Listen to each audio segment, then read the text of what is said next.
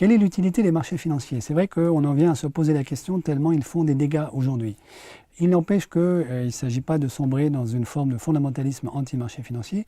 Les marchés financiers, quel est leur rôle? Ils ont un rôle double qui est d'allouer du risque et du capital de la manière la moins sous-optimale possible. Par exemple, je suis chef d'entreprise et je fais des transactions avec les États-Unis, donc je suis assujetti au risque de change entre le dollar et l'euro.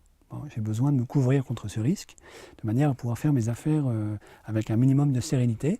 Alors je demande à ce moment-là à une banque, sur les marchés, d'intervenir et de me donner une couverture, donc une stratégie de portefeuille qui va me permettre de ne pas être, qui va me rendre indifférent, si vous voulez, aux variations de change entre le dollar et l'euro. Évidemment, la banque, pour me rendre ce service, va être rémunérée, ce qui est bien normal.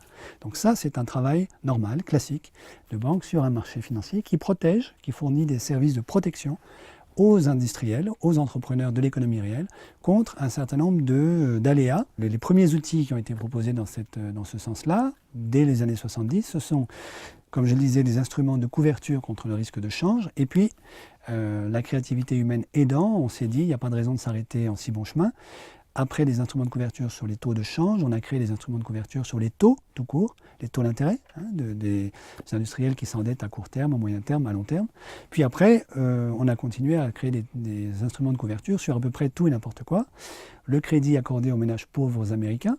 Là, vous reconnaissez évidemment les dérivés dits subprime.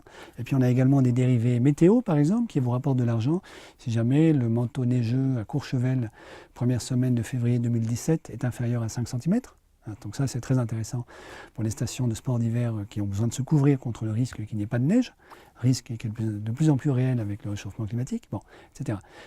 La difficulté, c'est qu'on peut se poser la question de savoir si les marchés ont les moyens, profondément, de remplir cette fonction-là à partir du moment où on crée des instruments de couverture sur tout et n'importe quoi.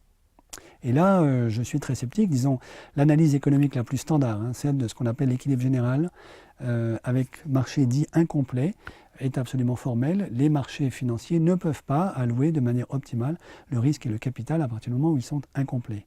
Quand est-ce qu'ils sont incomplets? Quand il existe un risque face auquel vous n'êtes pas couvert. Il suffit qu'il en existe encore un. Il suffit qu'il ne soit pas possible pour tout le monde de se couvrir à tout instant sur tous les risques pour que l'allocation du capital et du risque sur les marchés ne soit pas du tout optimale et soit même très très très inefficace. Voilà.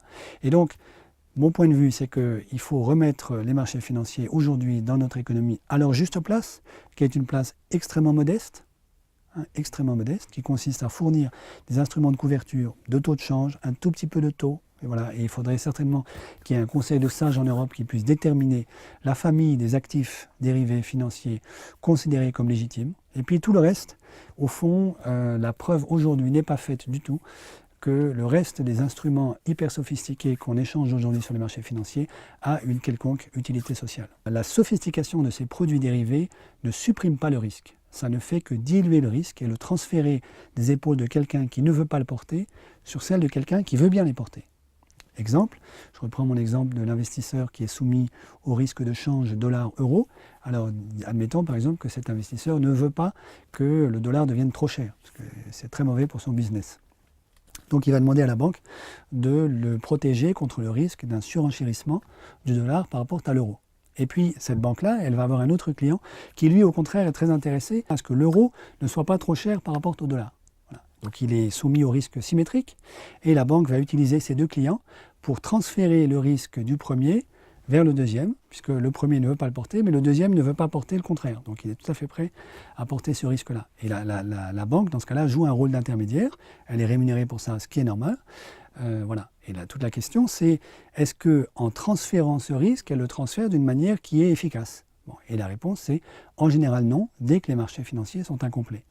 Question, est-ce qu'il existe des marchés complets?